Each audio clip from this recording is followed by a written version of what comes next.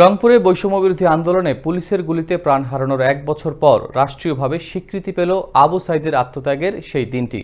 এই লক্ষ্যে ১৬ জুলাইকে শহীদ আবু সাইদ দিবস হিসেবে ঘোষণা করল সরকার। শহীদের স্মৃতির প্রতি এই সম্মাননা পাওয়ায় কৃতজ্ঞতা জানিয়েছে আবু সাইদের পরিবার। তারা জানান, এই স্বীকৃতি শুধু একজন সন্তানের আত্মত্যাগকেই নয়, বরং গোটা বৈষম্যবিরোধী লড়াইকেই মর্যাদা এনে দিয়েছে। বর্তমান সরকারের প্রধান উপদেষ্টা বিষয়টি গুরুত্ব সহকারে বিবেচনা করায় তাকে আন্তরিক সাধুবাদ জানিয়েছে শহীদ আবু সাইদের পরিবার। একই সাথে রংপুর সহ সারা দেশে এই ঘোষণাকে স্বাগত জানিয়েছে সাধারণ মানুষ ও শিক্ষার্থীরা।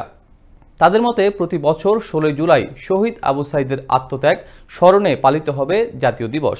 এই দিবস হোক একটি বৈষম্যবিরোধী সমাজ গঠনের প্রতিশ্রুতি।